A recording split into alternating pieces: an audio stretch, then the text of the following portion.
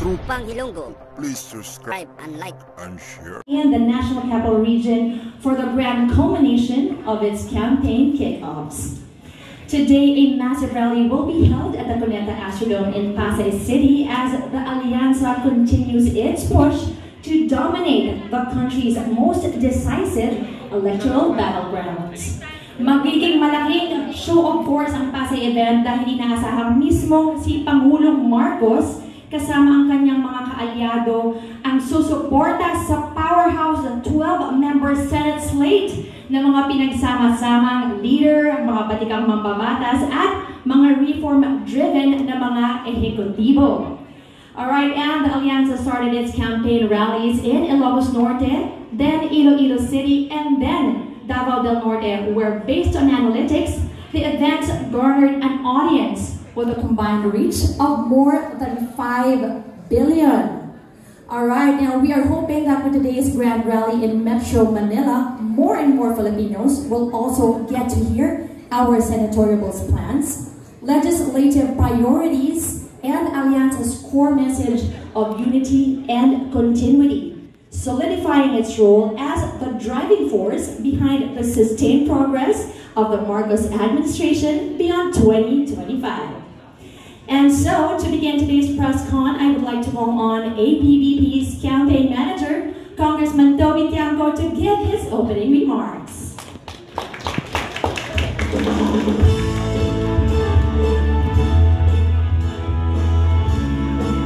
Hello. Yes.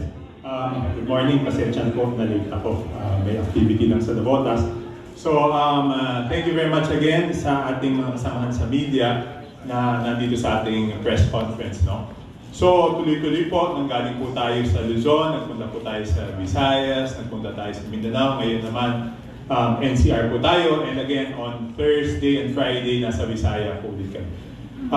Tulad ng sinabi ko, napakahalaga po ng inyong suporta para malaman po ng ating mga kababayan yung plataforma po ng ating mga kandidato dito po sa Alianza para sa Bagong Pilipinas. Dahil naniniwala po ako, ang kumalalaman lang po ng ating mga kababayan lahat ng mga plataforma, yung mga achievements, yung track record, at yung mga plano pang gawin ng ating mga kababayan, confident po ako na sila po ay iboboto ng ating mga kababayan. So pakiusap po sa ating mga kasamahan sa lahat ng media, sana katulong namin kayo lagi para makaabot itong mensahe ito sa ating mga kababayan.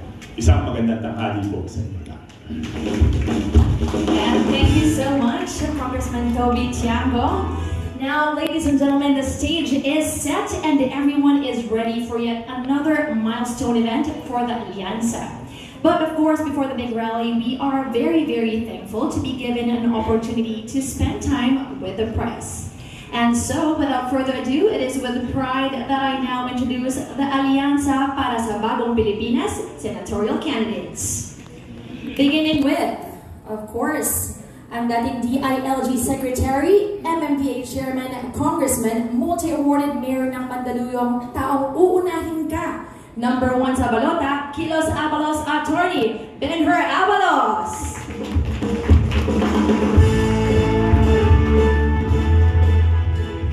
Of course, he's joined this afternoon by our next senatorial. Para sa kanya, hindi pwede na. Dapat better, Abby better. Honorable Mayor Abby Binay.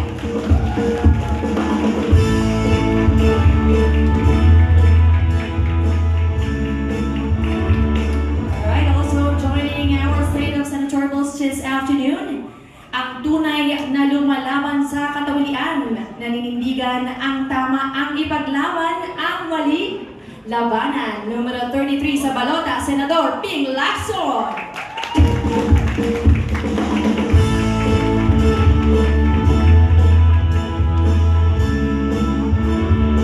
Alright, up next, ang kampiyon ng masa na magbabalik sa Senado, the People's Champ, ang pambansang kamao, Nino Manny Pacman Pacquiao.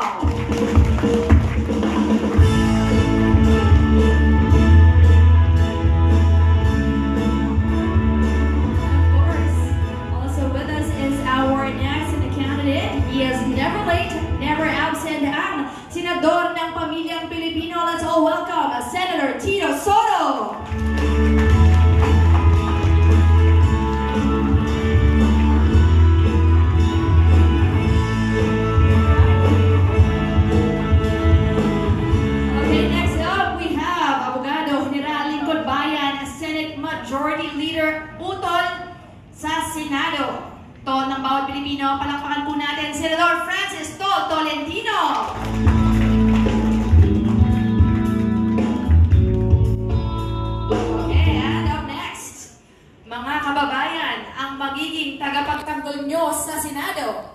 kakampi ng Inavi. Palakpakan po natin, Erwin Tulfo!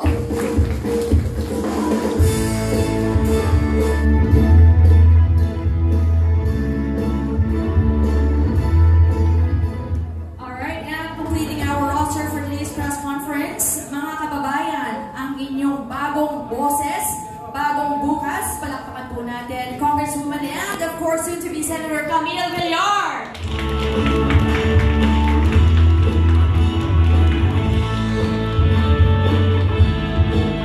There are concerns about the rise of criminality, including the surge of drug-related crimes. What will you propose to strengthen the anti-crime and anti-drug efforts?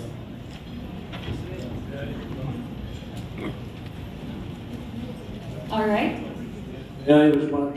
Thank you. Go ahead, Senator.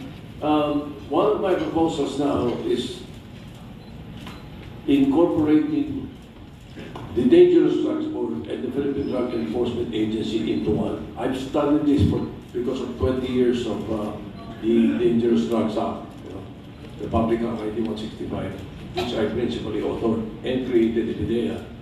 But because of the changing times, sometimes we have to update, sometimes we have to upgrade. Itong pinakamagandang proposal is to roll it into one and make it the Presidential Drug Enforcement Authority, which will have its own bureaus or departments addressing not only enforcement, prosecution, but also prevention and rehabilitation. The concentration of the past kasi was on enforcement eh. Huli ka ng huli. Pagkatapos kakasuhan. 80-85% dismissed. Kailangan natin mas palakasin natin ang prevention and rehabilitation. And it cannot be prevention, DepEd, rehabilitation, DOH. Nakita na natin in the past it doesn't work eh. So allow me, being the principal author of that, to change it into a better authority that will handle it all together. I think that is the best solution that we can have against drug-related crimes as a whole. Thank you. All right.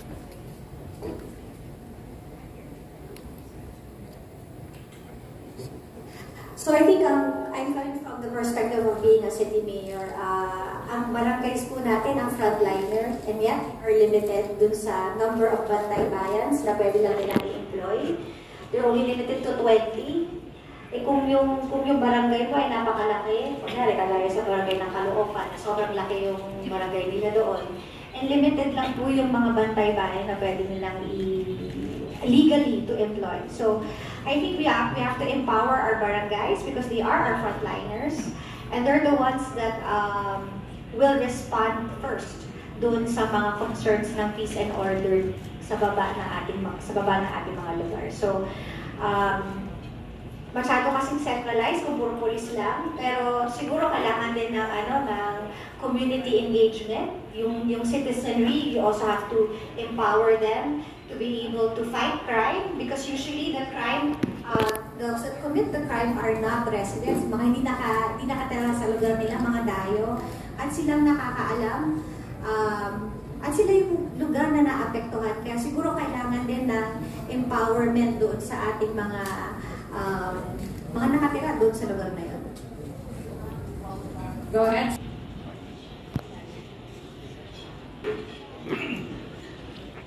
Isa sa pinaka-tahimik na bansa na nakita ko ay ang UAE or Dubai. In fact, in my experience as the Secretary of the DILG, yung merong krimen, ang talagang nakakawin nito o malaking bagay ay mga CCTV. In UAE, ang mga CCTV ay talagang interconnected lahat.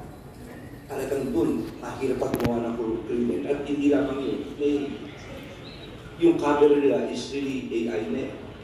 Maski magpalit ka ng mukha mo, maski maglagay ka pa ng handkerchief, mauuli ka dahil yung butas ng skull in relation sa butas ng bibig.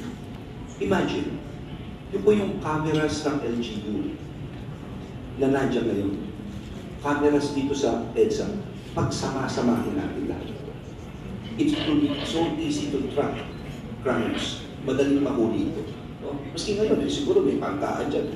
Sino natin unang pinupunta ng CCTV? No? That is on the technology side. And not only that, even right now, ang number one crime are cyber crimes. No? Ano nga sinasabi niyo, before it used to be theft. So, dito we must give funding talaga sa ating pulis. Totoo lang, magagaling ang pulis natin, it's just that sa technology, medyo nahuhuli tayo. And we must also sabihin na natin yung manpower mismo, itatry natin maigit. Dahil, lalo na ngayon, with the of AI, ang dali pang gaya eh. At pangatlo, sa napansin ko, yung nagmo-monitor dito sa pulis, mga pulis din, siguro may mga bagay na, kasi ang masyadong valuable ng pulis, baka pwede mga civilian na lang, mga non-uniform personnel. Kasi sayang naman kung yung police was acquired so many knowledge about it, ay malipat pa. I mean, of course, ngayon yata kung ito kasi isang doon ka na lang, mas mabuti ba nun? Then, sayang kung police ka na yung pagka-police mo, so yung non-uniform personnel, mga experts sa AI, yun ang pwedeng kunin natin dito. That's one. Number two, pagdating naman dito sa crime on the ground, dapat talaga klaro na ito. Kung tumindi ang krimen sa lugar mo at makadalawa, tatlo, paling kakagad dito, ipinan talaga sa level yun. And of course, it goes without mentioning that saan nagsisimula ito sa ating Philippine National Police Academy. Ito yung parang PNA. Ako nakita ko, malaking kulang at ito na yung kinakato ko nung araw pa. No? Yung pondo nito, yung role of professors ito, gawing parang PNA, yung ating Philippine National Police Academy. Kung minsan kasi, ito na-experience ko mismo, nagulat ko, yung graduating class, ang kinuwang guest speaker, medyo dubious ang character. I was shocked, no, at that time. So pinaalam ko, ako ba't gano'n? Sabi sa akin ng namili po yung graduating class. So you could just imagine if this kind of syndicates, mga estudyante pa lang, medyo sinusuportahan na, delikado yan. Delikado yan. For me, it goes doon pa lang sa academy, sa PNPA. Ayusin na natin yung sistema rito, iwalayin natin kasi halo-halo sila ngayon eh. Kaya kung minsan yung first year tsaka fourth year, siyempre parang inuutos-utusan, hindi makatulog eh. No? So marami, RMPMA ang gawin natin dito. No? So maraming reforms, no? But at the end of the day, tingnan natin strength natin, kailangan ng weakness natin. And one of our weakness is the technology. Okay, thank you. Thank you. And we have additional insights from our esteemed candidates.